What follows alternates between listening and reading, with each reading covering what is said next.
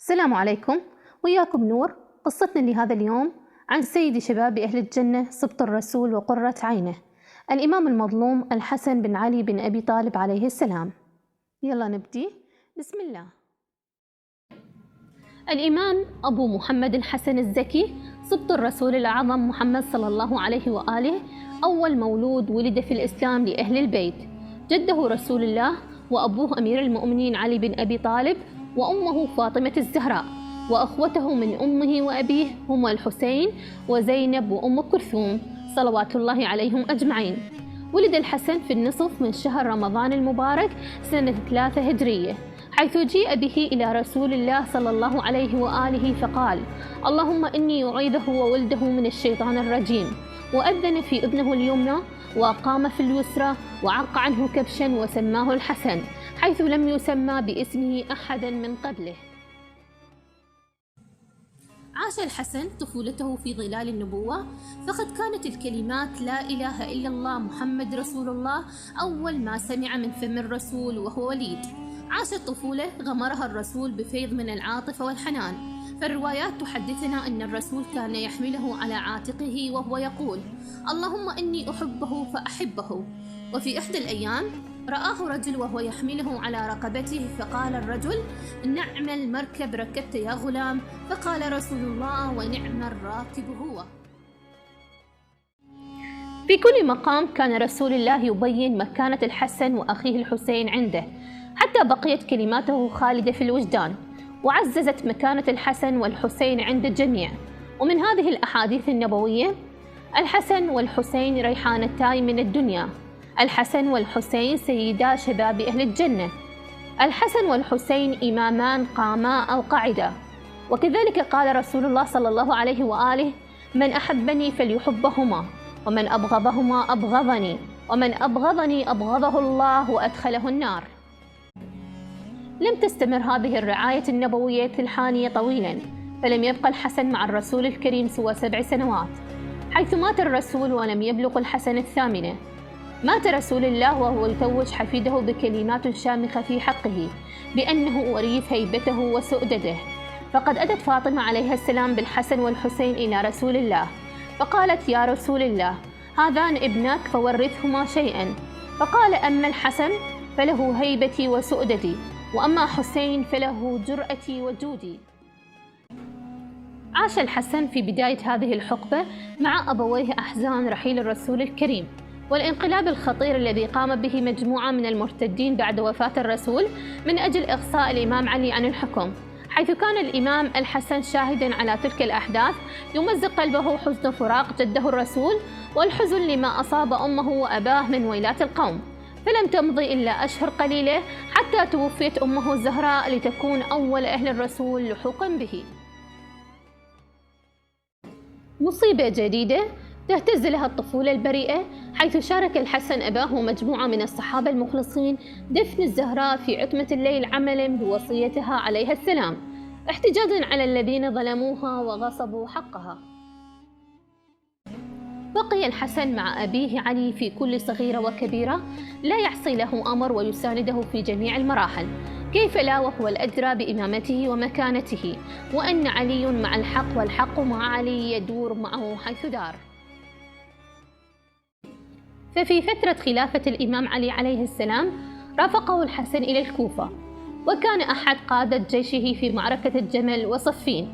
سعى الحسن مع جميع الأصحاب الأجلاء لإنقاذ الخلافة وإصلاح حال الأمة بعدما فعل فيها الانحراف ما فعل، حيث بقى إلى جانب والده إلى آخر لحظة، وكان يعاني ما يعانيه أبوه من الآلام والمتاعب، وهو يرى معاوية ابن أبي سفيان الذي كان والي على الشام كيف يبث الدعاة في أنحاء العراق ويغوي السادة والزعماء حتى يفرقهم عن الإمام علي عليه السلام، إلى أن أتى اليوم المشؤوم الذي اغتيل به الإمام علي عليه السلام وهو يصلي صلاة الفجر في مسجد الكوفة، وفي أثناء الصلاة ضربه عبد الرحمن بن ملجم لعنة الله عليه بسيف مسموم على رأسه، حيث عجز الأطباء عن معالجته.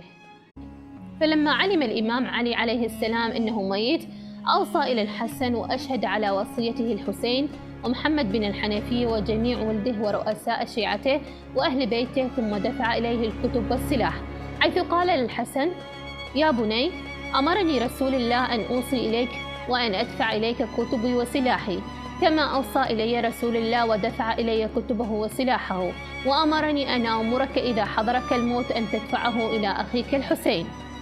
بقي السم يجري في جسده الشريف إلى أن توفي بعدها ب3 أيام، حيث فاضت روحه الطاهرة.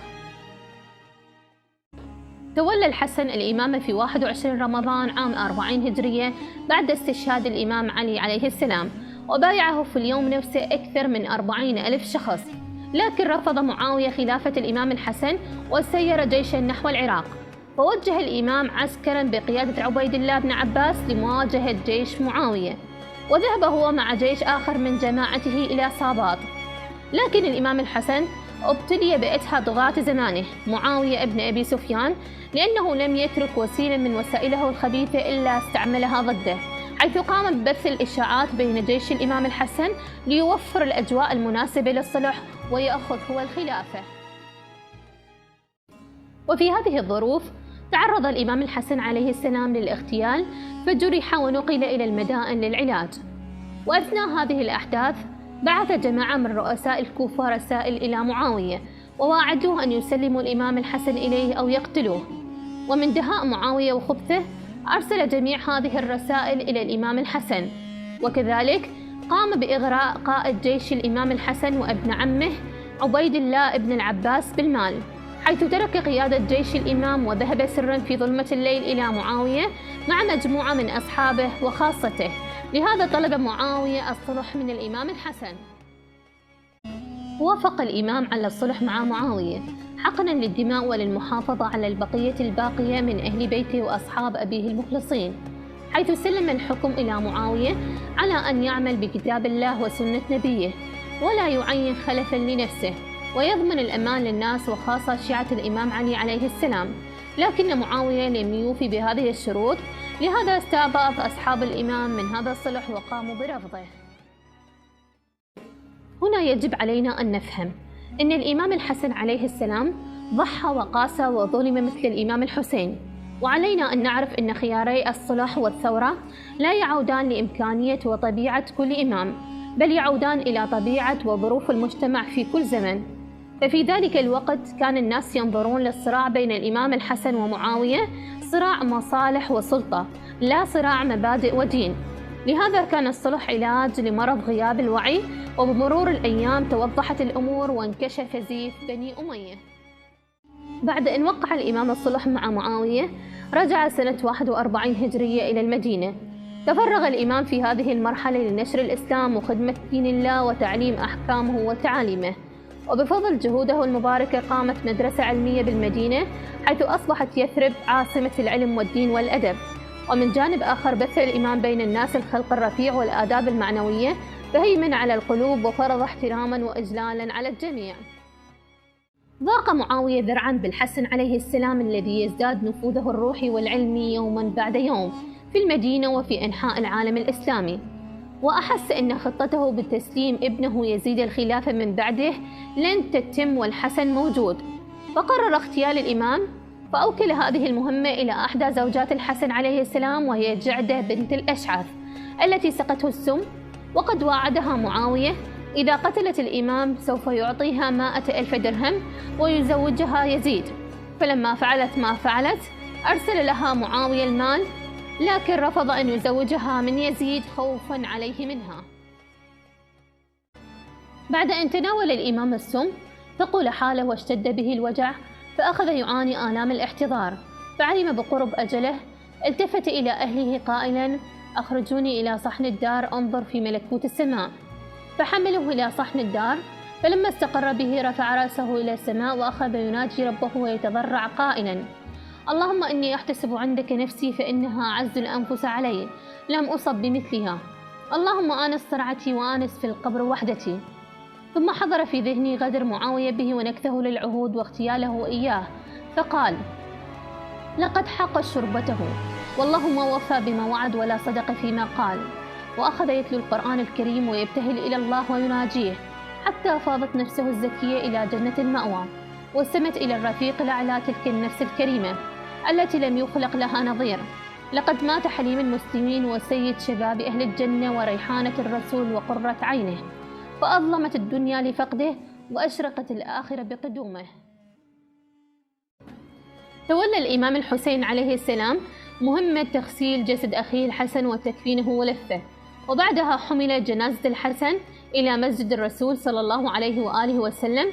ولما وصلوا المسجد اعترض مروان بن الحكم طريق الجنازة، فقاموا برشق جنازة الإمام بالسهام، فجرد بنو هاشم السيوف لمواجهة سهام بني أمية لولا تدخل الإمام الحسين الذي التزم بوصية أخيه الحسن. ثم أمر الحسين بأن تحمل الجنازة إلى البقيع.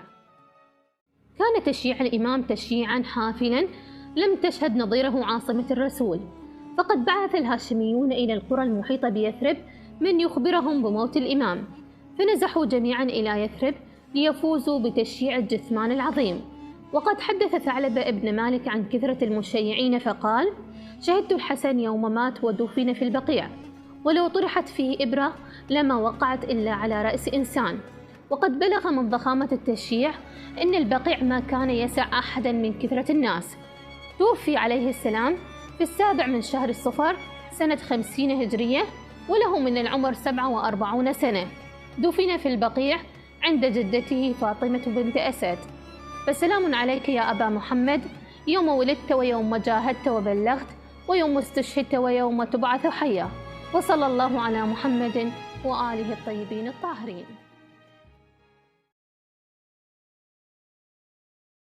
على فراش الأجل مسموم هذا الحسن يا جد، قضى ومات بغدر جعده، قضى ومات بغدر جعده، لهيب السم فطار كبده، خسف بدري سيم الحاله، عليه ينكس بيتي الحرة مسموم، مظلوم مظلوم، هلا هلا هلا بالنشامة، مسموم مسموم، حاضر حاضر، ايه